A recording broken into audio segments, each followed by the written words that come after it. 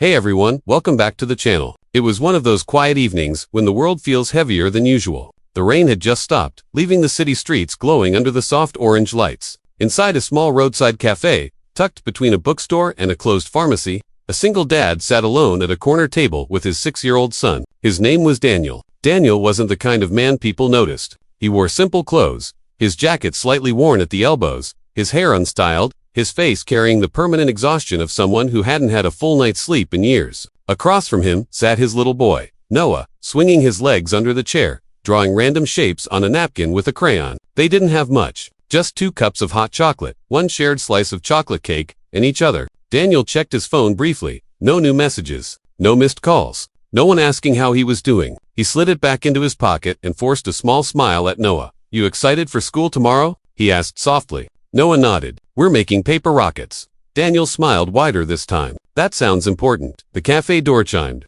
Neither of them looked up at first, but then came a slow, uneven sound. Tap, step, tap. It was the distinct rhythm of crutches against tile. Daniel glanced toward the entrance. A teenage girl stood there, maybe 17 or 18. She had long dark hair tied in a low ponytail. She wore jeans, a soft gray sweater, and beneath her, where one leg should have been, there was only a metal prosthetic. She moved carefully, confidently, but the room had gone quiet. People stared. Some tried not to. Others didn't try at all. The girl scanned the cafe. Every table was taken. Couples, friends, students with laptops.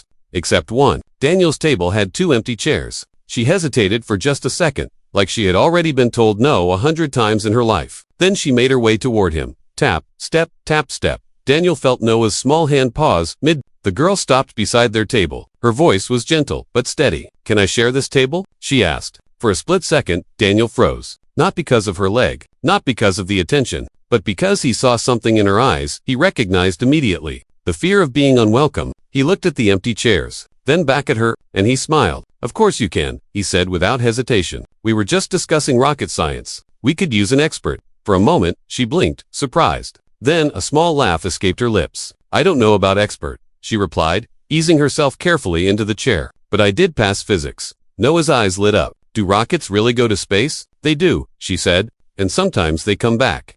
Daniel noticed the way her shoulders relaxed. The tension she had carried into the cafe slowly faded. A waitress came over, clearly unsure where to look. "What can I get you?" "Just tea, please," the girl answered. Daniel caught the faint tremor in her voice as she reached into her bag. She pulled out a wallet and counted a few bills discreetly. Not much. He recognized that movement too. When the waitress walked away, Daniel extended his hand. "I'm Daniel. This is Noah." She shook his hand carefully. "I'm Emily." Noah leaned forward. "Does your leg hurt?" Daniel immediately felt a flash of embarrassment. "Noah, it's okay," Emily said quickly, smiling. "Sometimes it does, but mostly, it just makes airport security very suspicious of me." Noah giggled. Daniel chuckled. The ice was broken. They talked about simple things at first. School, favorite cartoons, the worst homework assignments ever invented. Emily had a sharp sense of humor, quick, dry, but warm. And Daniel noticed something else. She wasn't fragile. She wasn't asking for pity. She didn't tell the story of how she lost her leg. She didn't offer explanations. She simply existed. And that alone seemed to confuse half the cafe. At the next table, a couple whispered loudly enough to be heard. "It's so sad," the woman murmured. Emily's jaw tightened slightly. Daniel noticed. He leaned back casually and raised his voice just enough. "Emily was just telling us how she outran her entire class on a field trip last month." Emily shot him a surprised look. Then she played along. "Well," she said dramatically, "technically they were distracted by ice cream." Noah burst out laughing. The couple fell silent. Daniel met Emily's eyes briefly. Something unspoken passed between them. Respect. As the minutes turned into an hour, Daniel learned that Emily lived nearby, that she was studying architecture, that she loved designing buildings that were accessible to everyone. "Ramps should be beautiful," she said, not an afterthought. Daniel nodded thoughtfully. "That makes sense. Most people never thought about ramps, or narrow doors, or stairs without railings. But she did, because she had too." Noah slid his half-eaten cake toward her. "You can have some," he offered generously. Daniel's heart tightened. Emily looked at the cake, then at Noah. "That's very kind of you," she said softly, "but I think your dad might fight me for it." Daniel pretended to look offended. "Absolutely." They laughed again. The cafe felt warmer now, lighter, and for the first time in a long while, Daniel wasn't thinking about unpaid bills, or overtime shifts, or the empty side of his bed at night. He was just there, present. After a while, Emily glanced at the clock. "I should probably head home," she said quietly. Daniel nodded. Noah frowned. Will you come back tomorrow? Emily hesitated. I don't know, she admitted. Daniel stood up, and that's when he answered the question she hadn't asked out loud. You're welcome to share this table anytime, he said gently. We're here most Thursdays. Rocket meetings. Her eyes widened slightly. Rocket meetings. Very official, Daniel confirmed. For a second, Emily looked like she might cry, but she didn't. Instead, she smiled. A real one. Okay, she said. Next Thursday. She gathered her things carefully, adjusted her crutches, and stood. Before leaving, she turned back. Thank you, she said, not just for the seat, but for something bigger. Daniel nodded. You don't have to thank us. Tap, step, tap, step. The door chimed again as she left. Noah looked up at his dad. Dad, yeah, buddy. Why were people staring at her? Daniel took a slow breath. Because sometimes people don't know how to look at things that are different. Noah considered that. I thought she was cool. Daniel smiled. Yeah, she was. The next Thursday, Daniel almost didn't go. Work had been brutal. Bills were stacked on the kitchen counter. He was tired. But Noah insisted. It's rocket meeting day, he said firmly. So they went, and she was already there, sitting at the same table, 2 cups of tea in front of her, and a small paper rocket. She looked up when they entered. You're late, she teased. Daniel felt something shift inside him, something hopeful. That evening, they talked longer, deeper. Emily shared, slowly, that she lost her leg in a car accident when she was 12. A drunk driver, a rainy night. She said it plainly, not dramatically, just as a fact. Daniel listened, not with pity, but with attention, and when she finished, he didn't say I'm sorry.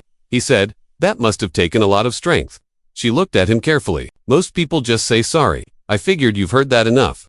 She nodded. He was right. Over the following weeks, Thursday became sacred. They shared stories, homework struggles, bad jokes. One evening, when Noah went to order at the counter alone for the first time, Emily turned to Daniel. You didn't look at my leg when I walked in, she said quietly. Daniel blinked. Should I have? She shook her head, smiling. No, most people do. He thought about it. I noticed it, he admitted, but it wasn't the most interesting thing about you. Her breath caught slightly. Then what was? Your eyes, he said honestly. They looked like you were ready to leave before anyone could ask you to. Silence settled between them, not awkward, just real. Thank you, she whispered. Months passed. Spring arrived. One Thursday, Emily showed up without her crutches. She walked carefully but steadily. Noah gasped. You're faster. She laughed. Training. Daniel's chest swelled with pride that wasn't even his to claim. And then, one evening, after Noah had fallen asleep at the table, head resting against Daniel's arm, Emily asked softly, Why do you come here every week? Daniel stared at his sleeping son. Because he deserves to see kindness, he said. And you? She asked. He hesitated. Because I forgot what it felt like. Emily reached across the table. Just slightly. Not dramatic. Not rushed. Just her hand resting near his. You answered me that first night, she said. Daniel frowned. Answered what? She smiled gently. When I asked if I could share the table, he looked confused. You said yes. She shook her head. No, she whispered. You said I was welcome. He felt the weight of that. Sometimes the smallest answers changed everything. The cafe door chimed again as new customers entered. But for Daniel, the world had narrowed to that table. That moment, that quiet understanding, he had thought he was just offering a chair. But he had offered something else. Belonging. And in doing so, he found a little of it himself. So if you're watching this and wondering whether small kindnesses matter, they do. Sometimes, all someone is asking is, can I share this table? And your answer might change both your lives.